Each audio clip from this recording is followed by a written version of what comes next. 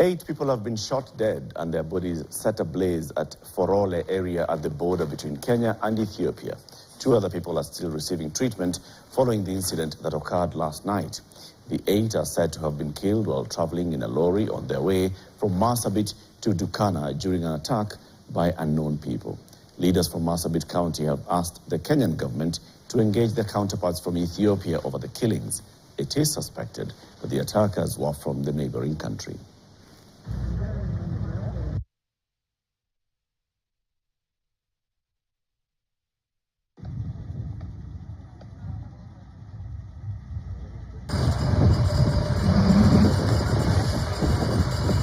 Lakini sasa kile imetendeka leo hatukujua na hatuelewi nini ilisababisha.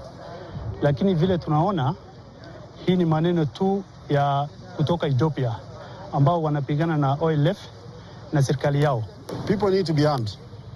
This is why now we want to call upon the government to ensure that these border areas, the guns that were collected from home guards are returned back. Watu wanakaa hapa hawana bunduki. Hawana kitu kujisaidia.